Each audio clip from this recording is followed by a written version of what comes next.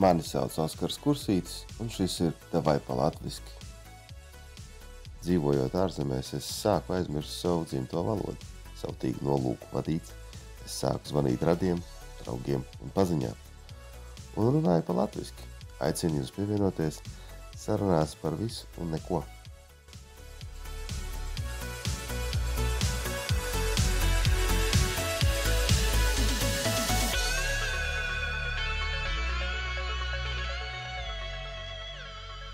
Bam, baram, bam, bam. Ok, sveiki, labdien, labvakar, ar labu nakti, daudz laimes dzimšanas dienā, lai jums laba apetīte, lai tur, nezinu, kas tur bija, kad uz teātriet, salauz kāju. Es izdomāju, kad ir laiks uztaisīt 50. sēriju, tāpēc, kad ir palicis tumšāks ārā, man ir baigi garlaicīgi galvā palicis, līdz ar to bēdīgi, un līdz ar to, kad ir pagājis diezgan ilgs laiks, es pat neatceros, kad es ierakstīju pēdējo sēriju, un tad es pie sevis domāju visu to plus mīnus vasaru, es pie sevis ik pa kaut kādām pāris nedēļām es pie sevis atceros, kad es šo te pasākumu darīju. Man nepārtraukti nāk prātā tādas iekšējie pārmetumi, davai, vajag taču sākt vēlreiz, davai, viss noteikti, kaut kādas idejas ienāk prātā, vajadzētu kaut ko darīt, bet tikko kā pienāk, piemēram, tā sestdiena vai svētdiena, kad tiešām bišķiņi ir kaut kādas 2 minūtes, apsēsties tā uzreiz, tad pāriet, tā gribēšana kaut ko darīt. Jo nav nekāds tāds konkrēts plāns, ko es gribu iesākt, bet kā jau es tagad noklausījos un šķobīdams seju, klausījos savu pēdējo sēriju, kur es mēģināju sameklēt visādus iemeslus, kāpēc, lai šito nevajadzētu darīt vairāk. Jo es tiešām biju bišķiņi tā kā izdedzis. Man bija tāda sajūta, kad es biju izsmēlis to mucas dibanu, teiksim, ko es varēju no sevis varbūt izspiest tad. Plus daudz, kas viss kaut kas notika tajā laikā, viss kaut kādas tādas, nāca tā vasara un tas mocis parādījās, un līdz ar to bija vairāk vai mazāk, kā jau, mocis tā kā brūta, zin. Tā kā, lūk, un īsāk sakot, laiks ir pagājis, un viņš ir pagājis baigi ātri, ir pagājis visa vasara, visi siltie laiki, visi piedzīvojumi, viss pārējais ir aizgājis. Tajā skaitā arī mocis ir projām un nācās no viņa tikt vaļā, jo viņu man mēģināja nospert 6 reizes šeit pat mūsu mierīgajā, civilizētajā Anglijā. Un visa epopeja beidzās, īsāk sakot, ar to, ka man nolaida benzīnu, jo viņš nevarēja viņu aizstiept projām. Jo es biju baigais gudrinieks, un es viņu saliku ķēdes visās malās, tā kā viņi nevarēja viņu aizstiept projām, un viņi bija tādi pajolīši vietējie. Es nezinu, man neiet dziļāk par to stāstīt, tāpēc, ka tur nekas tāds interesants nav, visiem jau ir skaidrs, kā tas notiek, ir grupa cilvēki, kam ir kaut kas, un tad ir otra grupa cilvēki, kuriem nav, un tad līdz ar to veidojas šitas te disbalans, un tad tiem, kam nav, vēlas paņemt no tiem, kam ir, un es šajā gadījumā biju tas, kam bija. Paldies Dievam, kad man bija arī vēl mazliet naudiņas, lai es varētu sev atļauties drošības ierīces, tās attiecīgās ķēdes, kuras varēja salikt virsū, un kuras nodrošināja to, kad mocis palika pie manis. Lūk, taču jā, viss beidzās ar to, kad viņi man nolēja pēdējos 2 litrus 98. benzīnu, un viņi man vēl nospēra numurzīmi, kur es pamanīju īstenībā tikai kaut kādas 2-3 dienas vēlāk, kad mums ar Mārtiņu, kas ir šī podkasta biežas viesis, ar viņu mēs braucām lielā izbraucienā pirms moča pārdošanas, un tad mēs tur, nezinu, cik tur tiem 100 kilometru novālējām, un bija baigi jautri, kas kaut cik seko līdzi, kas notiek. Tie varbūt redzēja to video, kur es biju tā fiksi salicis, ko mēs ar viņu tur vandījāmies pa kalniem un lejām. Nu, lūk, un tajā naktī, bet vakarā pirms lielā brauciena es atskārtu to, ka man nav numurzīmes un man vajadzēja fiksi taisīt numurzīmi. Interesants fakts, ka šeit Anglijā privāta persona var būt vienkārši numuru taisītājs, līdz ar to tu vienkārši iegūglē numuru taisītājs vietējos, tu viņam piezvani, saki sveiki, reku, man šitādu numuru vajag, viņš saka, tik un tik naudiņas un būs tev gatavs, un es ielēcu automobīlī, un pēc pusstundas man jau bija mana numurzīme. Un es atskārtu to, ka es biju pārāk sastresojies par numurzīmes neesamību, jo es domāju, ka ir cauri, ka mums tagad ir nedēļām jāgaida būs, un kas nekas, un būs iespējams, ka uz kartona jāraksta savus numurus, un ka tajā visā pasākuma vidū mums vienkārši noturēs, un man atņems manu divriteni ar motoru pa vidu. Tā kā, bet tas viss bija galvas stresi, ko es pats biju izdomājis, un līdz ar to man arī bija baigi stresi.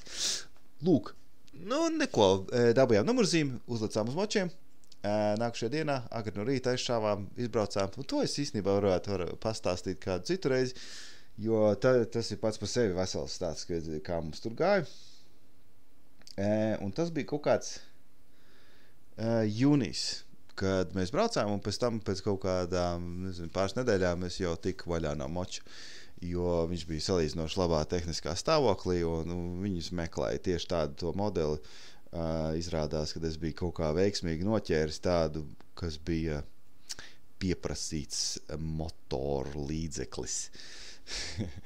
Lūk, tika no viņa vaļā, un tad uzreiz automātiski man piešķīla tāda doma prātā, līdz ar to, ka es biju izbaudījis mazliet to, teiksim, tā brīvību ar motociklu, kur es varēju pavandīties, kur es gribēju, kur man ienāk prātā, tur es braucu. Galvenais, ka var ieliet petrolē iekšā, un tad vienīgais, kas tevi apstādina, ir laiks, kad tev ir jābūt darbā vai jāguļ. Tā kā vispārējo laiku varēja pavadīt uz ceļa. Un to es arī centos darīt. Un man baigi patika tā sajūta, kad es varu vālēt, kur man ienāk prātā, aizņemot to, ka bišķi mugursāp, jo uz moču visu laiku nevar arī nosēdāt. Un tas pēc moču pārdošanas man uzreiz momentāli ienāca prātā tāda doma, bet tad, kad es, pirmsim, pārdošu moci, es dabūšu to naudu, un es, pirmsim, pieprasīšu atpakaļ apdrošināšanas naudu, ko es viņu biju apdrošinājis uz visu gadu, un tad es viņam teicu, ka paldies, es vairs negribēšu ar moci braukt, un atdodiet man naudu, un viņi man atdeva man naudu, un es saliku tās naudiņas kopā, un es sapratu, ka es varu atļauties mašīnas tiesības nolikt, kuras man nav. Pārsteigums, jā, Oskaram vēl joprojām nav tiesību, taču es esmu, teiksim tā, pusceļā tam procesam. Tagad ar instruktoru braukāju ar mašīnu, ar veselu sarkanu Toyota Yarisu, vizinos riņķī pa savu pilsētu un cenšos tikt, teiksim tā, pie 4 ritiņiem, kur es varētu sev paplašināt savus ietekmes apvāršņus. Lai visāk sakot, tas mocis man iemācīja to, kad man patīk tā tas, teiksim tā, angliski vārds ir range. Ieteksmes apvārsnes. Kad cik es varu tālāk izstiepties, piemēram, darba ziņā, vai arī, piemēram, kaut kādas izklaides aktivitātes, vai ne? Tās pašas jūras braukšanas, vai arī, piemēram, pie dabas un tādas lietas, piemēram, sēņošanām, piemēram, dēļ tā, ka man nācās pārdot to moci, dēļ tām mēģinātajām zādzībām, man nesanāca rudenī, piemēram, sēņot braukt, kas man ļoti patīk, bet man ar to riteni neīpaši patīk vairs vizināties, jo man nācās citu riteni pirkt, jo man iepriekšējo nozaga, kas bija foršs ritenis, un īsāk sakot, baigākā sēņošana nesanāca šogad. Bet, ja būtu bijusi automašīna, tad viņā var ielikt grozus, vismaz 4, tad viņus var piekraut ar sēnēm, ja ir atrasta laba vieta. Arī šoks Anglijā ir. sēnes, viņas tikai ir bišķiņ savādāk ir, bet citur jāmeklē. Latvijā ir baigi viegli, jo Latvijā ļoti daudz mežu ir. Anglijā, teiksim tā, man šķiet, ka tikai Skotijā būs tādi konkrēti meži, kuros var būt apmaldīties, bet te šeit Yorkshīrā es neesmu redzējis. Es nezinu, iespējams, ja ir kaut kādi tādi meži, tad viņas varbūt klasificē kā dabas parkus, un tur vienalga ir takas, un nekādi tādi baigie brikšņi nav nekur šeit, vismaz cik es zinu. Man varētu nebūt taisnība. Bet, iet runa par to, ka, tad vismaz automašīnā varētu ielikt iekšā un varētu laist kaut kur, vai ne? Piemēram, uz to, kā jau es minēju, jūru, sēnēs, darba ietekmēs, piemēram, meklēt citās vietās, piemēram, darbu, vai arī, piemēram, attiecīgi kaut kādas citu raksturu, vienalga, kas ienāk prātā, tu var ieliec mašīnā, un, piemēram, ja ritīgs bankrats uznāk, tad tu vienkārši rasi savus lupatas mašīnā un nafig projām, tad tu guli vienkārši parkā mašīnā, vai ne? Lūk, tāpēc es sapratu, ka man tas ir jādara, un es esmu tam procesam pusceļā vairāk vai mazāk, un tad jau redzēs. Šodien, starp citu, bija viena no manām braukšanām, kas nav lēts prieks, jā, tas ir 100%, taču man šķiet, ka ar katru nodarbību es tieku tuvāk tam mērķim, teiksim tā. Jā.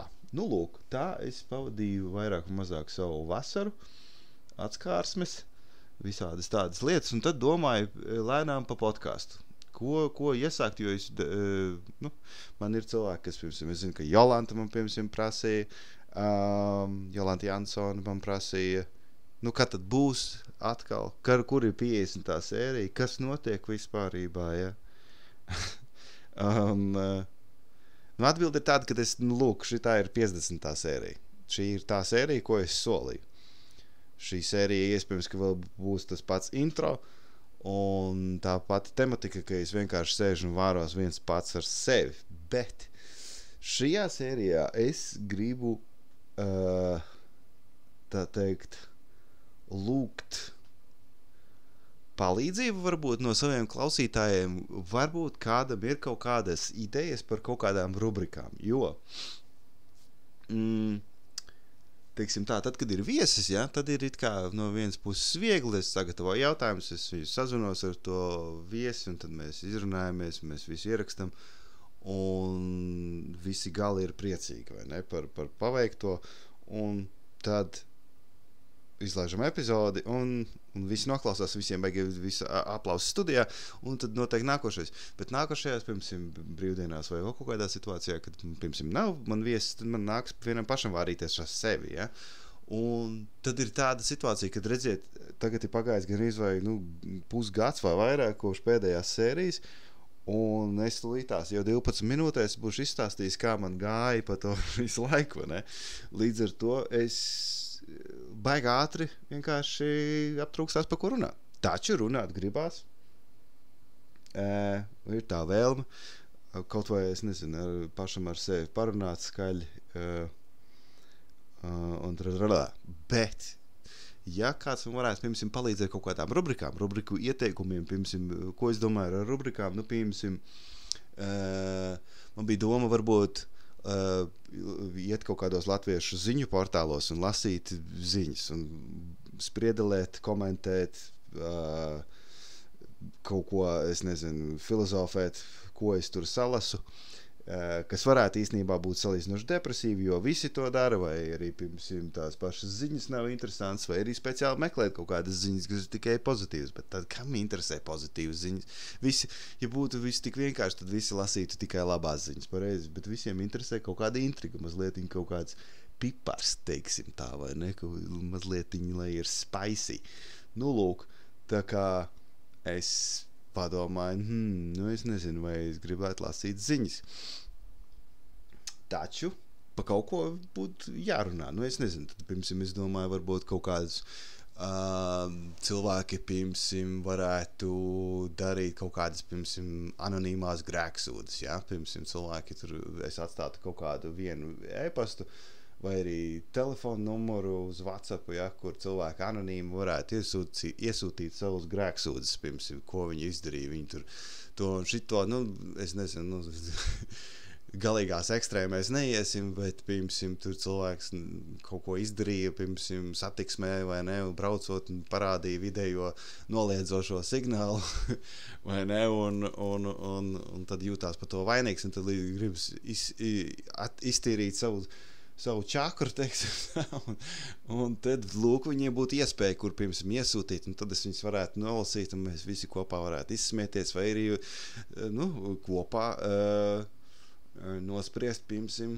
jā, tas gan traki, bet labi, kad jūs apzināties to, ka tas ir, piemēram, nesmuki, ja? Vai arī pretēji, vai arī šausmas, kā tu vari melot 30 gadus savai sievai, un vienalga, man kričus kaut kas uz to pusi, ja?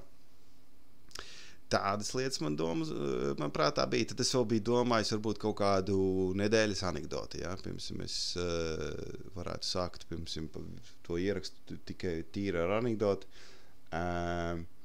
vai arī, piemēram, varētu kaut kādā veidā, īsāk sakot, iesaistīt to auditoriju, kas jūs daudz man neesat, bet es domāju, kad ja paliktu interesanti, es domāju, ka savairotos un līdz ar to paliktu vēl interesantāk. Nu, kopā, teiksim tā, es sev uzskatu par radošu cilvēku, bet es nedomāju, ka bez kaut kāda partnera es šaubos, ka es varu visu laiku piepildīt, lai to, teiksim tā, ne uzmanības, bet kā lai viņi izskaidro. Nu, īsāk sakot, es nespētu izdomāt katru reizi kaut ko nenormāli unikālu. Un runājot par partneriem, labprāt es gribētu, lai man būtu kāds partneris, ar ko es varētu, piemēram, tur un atpakaļ visu laiku, bet vislabāk jau būtu, ja būtu kāds uz vietas, bet tā kā es esmu praktiski te viens pats uz salas, tā kā, nu ne uz salas, bet tāds tā kā, es negribu teikt, ka Līcā nav latviešu. Es tikai maz vairs pazīstu, teiksim tā. Tas, jā. Līdz ar to ir vēl grūtāk sameklēt tādu cilvēku, ar kur man sakrista domu gājiens un būtu uz tās pašas līdzīgās frekvences. Un arī, jā, un ļoti daudz man ir, piemēram, domas bijušas par to, vai vispār ir vērts kaut ko turpināt, jo baigākais mīnus ir tas, ka es esmu projām.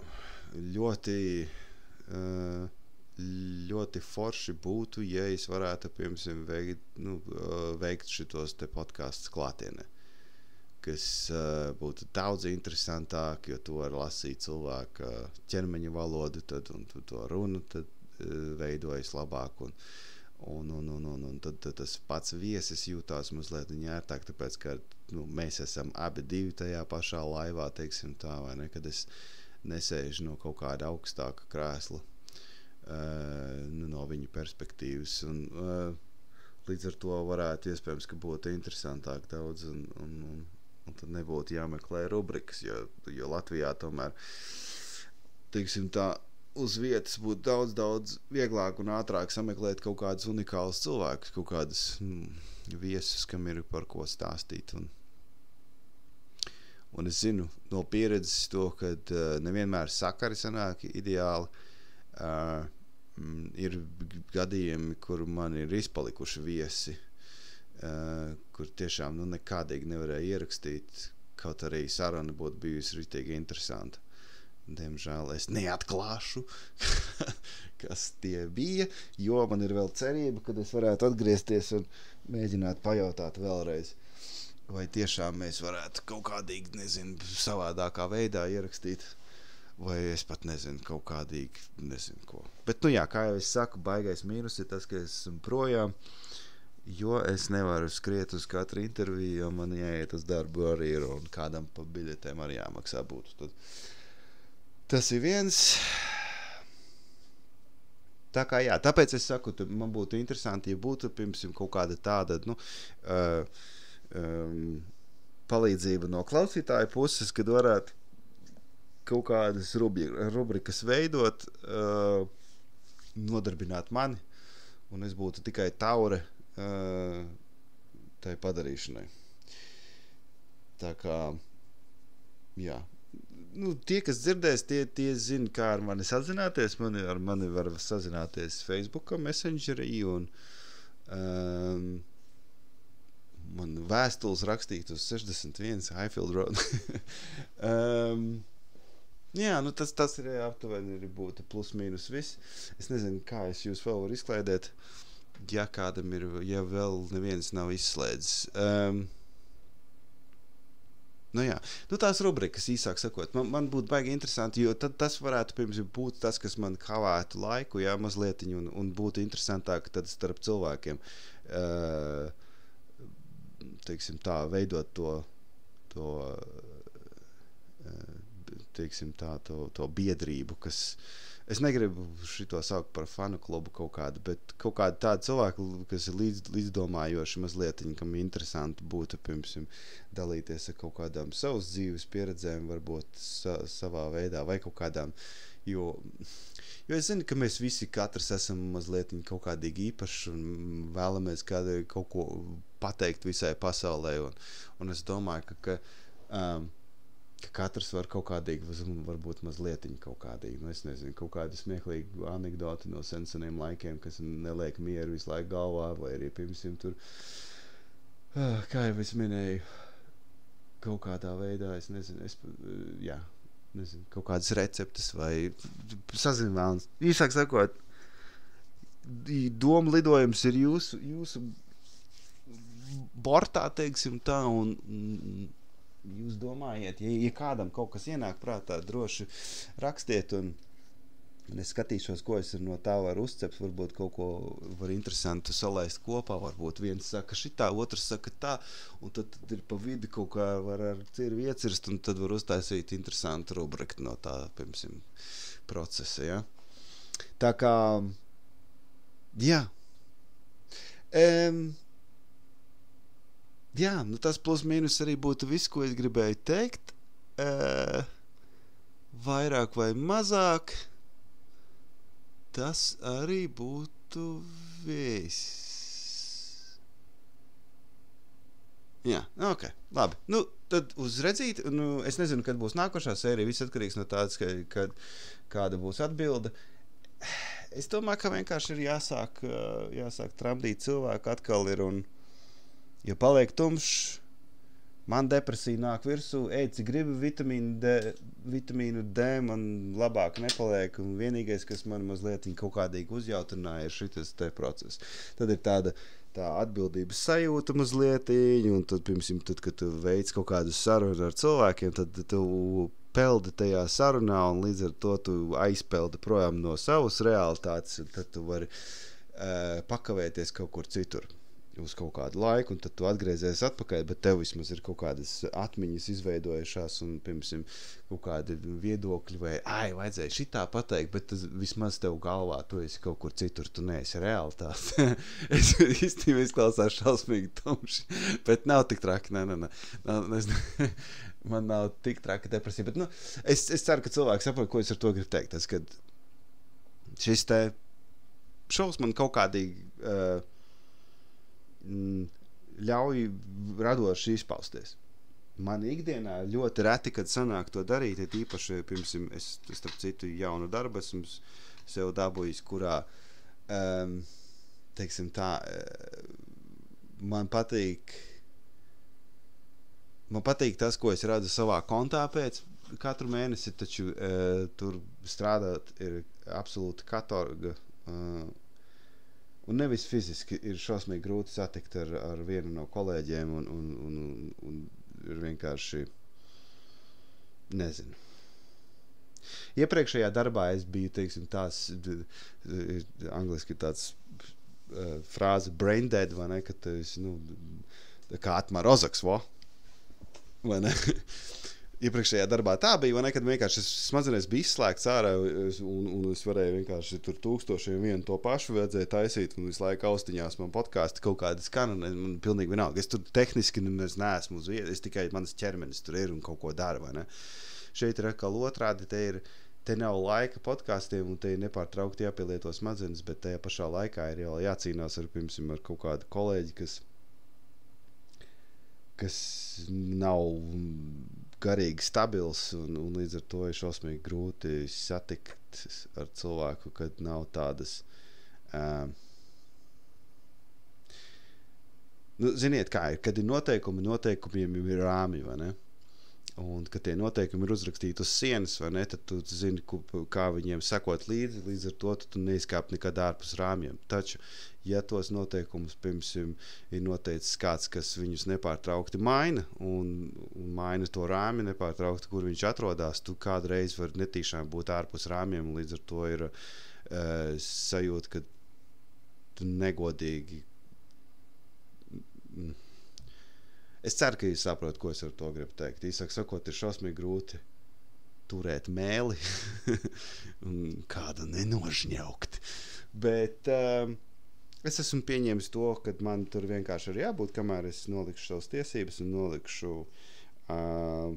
pārējās savas kvalifikācijas, un tad tālāk ir jādomā kaut kas varbūt cits. Un tāpēc man ir nepieciešama man ietekmes sfēra. Tā kā viss vairāk vai mazāk ir savstarpēji pakārtots tādā veidā, lai viss iet uz priekšu. Taču jā, kā jau es saku, un man nepārtraukti pietrūkst tā garīgā izpausme. Man kaut kādīgi ir kaut kur jāizlej tas viss ārā, lai es varētu atkal turpināt.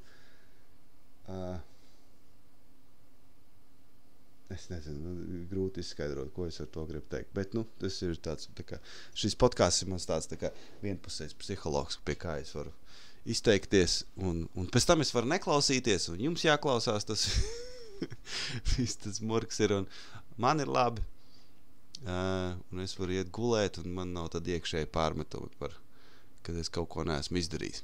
Lūk, es domāju, ka jāpietiek ir vārīties, un likšu šito te sēriju iekšā un skatīsies, kas notiks. Ceru, ka no jums būs kaut kādas atbildes, kā ar kaut ko varēsim sākt šī gada sezonu varbūt. Un jā, varbūt mēģināsim turpināt, mēģināsim atkal trāpīt varbūt uz katru svētdienu. Es neko apsolīt negribu, jo tā braukšana paliks intensīvāka tagad, bet, ja man būs, piemēram, kaut kāds plāns priekšā, par ko man jārunā būs, tad būs vieglāk atkal sadomāt galvā programmu, un tad jau ir vieglāk ierunāt, kas tad cilvēks nevar apsēsties pusstundu reizi nedēļā parunāt. Protams, ka var. Tikai galvenais, lai ir par ko. Tā, kā tas ir arī viss. Labi, viss pietiek. Es jau cik reizes saku, viss pietiek. Čau!